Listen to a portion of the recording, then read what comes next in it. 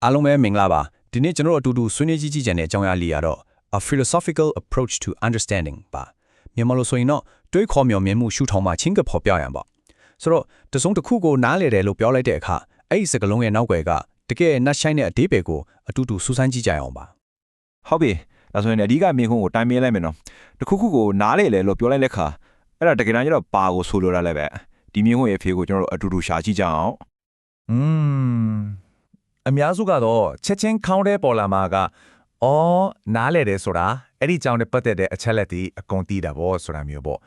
ဒါကတော့ရှင်းလင်းပြီးတက်ရိုက်ကြတဲ့အဖြေတကူလို့ပြောလို့ရပါတယ်ဒါပေမဲ့ခဏလေးစဉ်းစားကြည့်အောင်အဲ့ဒီအချက်လက်တွေတိယုံနဲ့တကယ်ပဲလုံလောက်ပြီလားအချက်လက်တွေကိုစာအုပ်တအုပ်လို့အလို့ရနေရတဲ့အဲ့ဒီအရာရဲ့အနှစ်သာရကိုတကယ်သဘောပေါက်တာနဲ့ကတထက်တီးကြရလားဒါကြောင့်မို့လို့လေဒီထက်ပိုပြီးနက်နားလည်နိုင်ဖို့အတွက်နီလန်းတစ်ခုကိုရှာကြည့်ကြအောင်အဝေးကြီးတွားစရာမလိုပါဘူးကျွန်တော်တို့ရဲ့ခေါင်းစဉ်တွေတဲ့ထွေးခေါ်မျောမြင်မှုရှုထောင့်မှာချင်းကပ်ဖော်ပြရန်ဆိုတဲ့စကားလုံးတွေထဲမှာပဲအဖြေကရှိနေပါတယ်ဒီစကားလုံးတွေကပဲကျွန်တော်တို့ကိုလမ်းပြပေးပါလိမ့်မယ်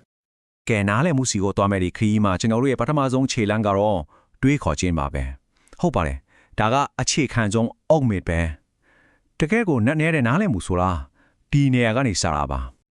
ဒီနေရာမှာတွေးခေါ်ခြင်းဆိုတာဒီတိုင်းငင်လေးထိုင်စဉ်းစားနေတာမျိုးကိုပြောတာမဟုတ်ဘူးเนาะဒါကအင်္ဂလိပ်လိုဆိုရင် critical thinking ပေါ့ဝေဖန်ပိုင်းခြားတွေးခေါ်တာကိုဆိုလိုတာကကိုယ်စီရောက်လာတဲ့တရင်အချက်လက်တွေကိုဟုတ်ပါလေဆိုပြီးဒီတိုင်းလက်မခံလိုက်ပဲဒါကဘာကြောင့်ဖြေရတာလဲဘယ်လိုဖြစ်တာလဲဆိုပြီးတက်ကြွမေကိုထုတ်ပြီးစစ်တဲ့လုပ်ငန်းစဉ်တစ်ခုပေါ့ဗျာဒီဥပမာလေးကတကယ့်ကိုထီမိတယ်ရှင်းလေးပဲကဘာလက်ခရီးဒီတယောက်ကနေရာတစ်ခုကိုအဖော်ရံပဲလက်ပတ်ကြည့်သွားတယ်ဒါပေမဲ့စုံတော့တယောက်ကတော့အသေးစိတ်အချက်လက်တန်းကိုတခုမကြံစစ်ဆက်စုံစမ်းစစ်ဆေးတာအဲ့ဒါပဲတကယ်နားလဲမို့ဆိုတာစုံတော့တယောက်လိုချင်းခတ်ရတာမျိုးပါโอเคဒီလိုတွေးခေါ်နိုင်ဖို့အတွက်လိုက်နာလို့ရတဲ့ရိုးရှင်းတဲ့အဆင့်တိုးဆင့်ရှိပါတယ်ပထမဆုံးကိုလက်ခံထားတဲ့အဓိကယုံကြည်ချက်တစ်ခုကိုတတ်မှတ်လိုက်ပါဒုတိယဆင့်ကတော့အဲ့ဒီယုံကြည်ချက်နဲ့စန့်ကျင်ဘက်ထင်နေတဲ့အချက်အလက်တွေဒါမှမဟုတ်ကွဲလွဲနေတာလေးကိုလိုက်ရှာကြည့်ပါနောက်ဆုံးမှာတော့တွဲလာတဲ့အထောက်အထားတစ်တွေပေါ်မှုဒီပြီးတော့ကိုယ့်ရဲ့မူလယုံကြည်ချက်ကိုပြန်ထုံးသက်ပြန်သိရင်ပြင်လိုက်ပေါ့ဒါဟာတကယ့်ကိုတက်ကြွတဲ့သင်ယူမှုဖြစ်စဉ်ပါပဲကဲတွေးခေါ်ခြင်းကြောင့်ပြောပြီးပြီဆိုတော့ကျွန်တော်တို့ရဲ့ခေါင်းစဉ်ထက်ကဒုတိယရေးကြီးတဲ့အစိတ်ပိုင်းကိုဆက်သွားကြအောင်အဲ့ဒါကတော့ရှုထောင့်များပဲဖြစ်ပါတယ်ဒီကိစ္စကိုအားလုံးရင်းနှီးပြီးသားဥပမာလေးတစ်ခုနဲ့ပြောပြချင်ပါတယ်ရေတဝက်ပဲရှိတဲ့ဖန်ခွက်တစ်ခွက်ဒီဖန်ခွက်ကိုပဲကြည့်ပြီးတော့တယောက်ကဟာရေတဝက်တောင်ပြည့်နေသေးတယ်လို့အကောင်းမြင်နိုင်တယ်လို့နောက်တယောက်ကကြတော့ရေတဝက်ပဲကြံတော့တယ်လို့မြင်နိုင်ပြန်ရောတကယ်လို့နှစ်ယောက်လုံးမှတ်နေတာပဲလေဒါဟာအမှန်တရားရဲ့မတူညီတဲ့ရှုထောင့်တစ်ခုကိုကိုစားပြုနေတာပါပဲဟုတ်တယ်ပြန်လာတစ်ခုတည်းကိုပဲရှုထောင့်မျိုးစုံကနေအကြည့်လို့ရတယ်ဥပမာ smartphone အသစ်တစ်လုံးထွက်လာတယ်ဆိုတော့စီးပွားရေးသမားတယောက်ရဲ့ရှုထောင့်ကဆိုရင်သူ့ရဲ့ဈေးနှုန်းဈေးကမှဘယ်လောက်ရောင်းရမလဲဆိုတာကိုကြည့်မယ်နီးပညာသမားတယောက်ရဲ့ရှုထောင့်ကကြတော့ကင်မရာဘယ်လောက်ကောင်းလဲ processor ဘယ်လောက်မြန်လဲဆိုတာကိုကြည့်မှာပေါ့ဒါပေမဲ့ကျင်းဝတ်ပိုင်းဆိုင်ရာရှုထောင့်ကကြည့်မယ်ဆိုရင်ရောဒီဖုန်းကိုထုတ်လုပ်တဲ့စက်ရုံကအလုပ်သမားအခွင့်အရေးတွေဘယ်လိုရှိလဲဆိုတာကိုကြည့်မယ်နောက်ဆုံးကိုပိုင်ရှုထောင့်ကကြည့်မယ်ဆိုရင်ဒီဖုန်းကငါ့အတွက်တကယ်ရောလွယ်ရလားဆိုတာကိုစဉ်းစားမှာပဲမြင်တယ်ဟုတ်ရှုထောင့်တစ်ခုချင်းစီကအမှန်တရားရဲ့မတူညီတဲ့အပိုင်းအစားလေးတစ်ခုစီကိုဖော်ပြပေးနေတာဒါကြောင့်မလို့ဒီအပိုင်းနဲ့အဓိကအချက်ကတော့ရှင်းလေးပါပဲနားလည်မှုအစစ်မှန်ဆိုတာကိစ္စတစ်ခုကိုကိုယ့်အမြင်ကိုရှုထောင့်တစ်ခုတည်းကနေပဲတစိုက်မကြည့်နေရမျိုးမဟုတ်ပဲရှုထောင့်ပေါင်းဆောင်ကနေခြုံငုံပြီးကြည့်မြင်နိုင်တဲ့စွမ်းရည်ပဲဖြစ်ပါပဲဟုတ်ပြီအခုဆိုရင်ကျွန်တော်တို့တွေးခေါ်ပြီးရှုထောင့်မျိုးကိုလည်းလေ့လာပြီးပြီအခုနောက်ဆုံးနဲ့အရေးကြီးဆုံးအစိတ်ပိုင်းကိုရောက်လာပါပြီအဲ့ဒါကတော့အနှစ်သာရကိုချင်းကပ်ချင်းပါပဲဆိုလိုတာကအကြောင်းအရာတစ်ခုရဲ့တကယ့်ကိုအသေးနှလုံးကျဲတဲ့အပိုင်းကိုရှာဖွေရဖို့